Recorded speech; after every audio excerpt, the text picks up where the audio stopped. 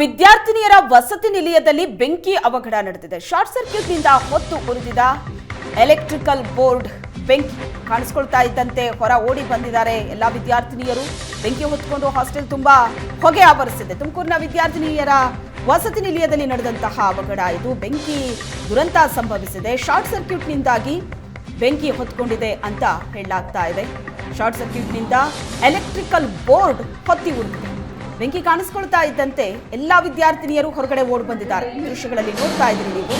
Electrical ಬೋರ್ಡ್ನಲ್ಲಿ short ಸರ್ಕ್ಯೂಟ್ನಿಂದಾಗಿ ಬೆಂಕಿ ಹೊತ್ಕೊಳ್ಳುತ್ತೆ. ಬೆಂಕಿ ಕಾಣಿಸಿಕೊಳ್ತಾ ಇದ್ದಂತೆ ಎಲ್ಲ ವಿದ್ಯಾರ್ಥಿನಿಯರು ಹೊರಗಡೆ ಓಡಿ ಬಂದಿದ್ದಾರೆ.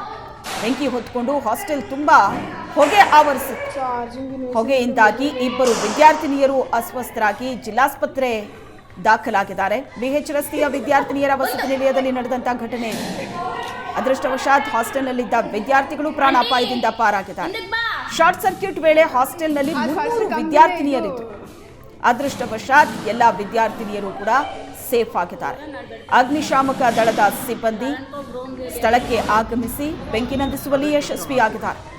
ತುಮಕೂರಿನ ವಿದ್ಯಾರ್ಥಿನಿಯರ ವಸತಿ ನಿಲಯದಲ್ಲಿ ನಡೆದಂತ ಬೆಂಕಿ ಅವಘಡ ಇದು.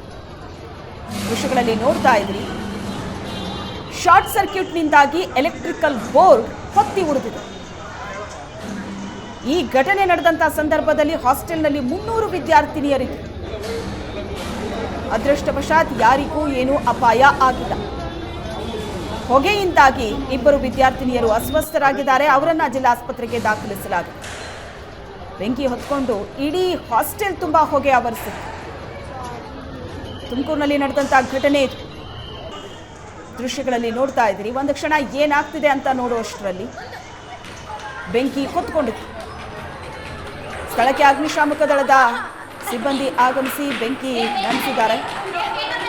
ಒಂದು ಕ್ಷಣ ಗೊಂದಲದ ವಾತಾವರಣ ನಿರ್ಮಾಣವಾಗಿತ್ತು. ವಿದ್ಯಾರ್ಥಿಗಳು ಕೂಡ ಆತಂಕಗೊಂಡಿತ್ತು.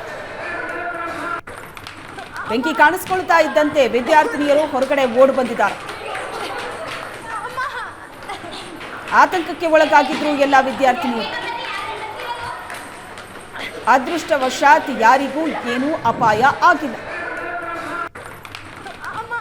ಶಾರ್ಟ್ ಸರ್ಕ್ಯೂಟ್ನಿಂದಾಗಿ ಎಲೆಕ್ಟ್ರಿಕಲ್ ಬೋರ್ಡ್ ಹೊತ್ತಿ ಉರಿದು ಹಾಸ್ಟೆಲ್ ತುಂಬಾ ಹೊಗೆ ಆವರಿಸಿತ್ತು. ಎಲ್ಲಿ ಏನಾಗ್ತಿದೆ ಅಂತ ಗೊತ್ತಾಗದೆ ವಿದ್ಯಾರ್ಥಿನಿಯರು ಹೊರಗಡೆ ಓಡಿ ಬಂದು ನಿಂತಿದ್ದಾರೆ.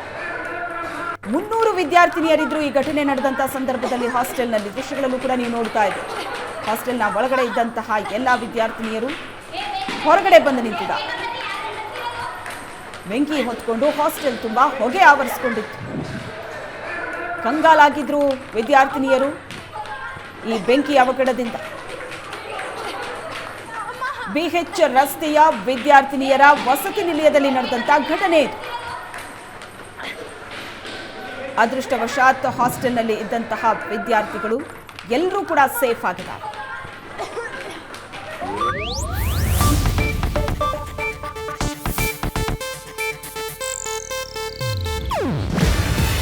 ಇದು ಏಷ್ಯಾನೆಟ್ ನ್ಯೂಸ್ ನೆಟ್ವರ್ಕ್ ಪ್ರಸ್ತುತಿ. ನೀವು ನೋಡ್ತಿದ್ದೀರಾ ಏಷ್ಯಾನೆಟ್ ಸುವರ್ಣ ನ್ಯೂಸ್.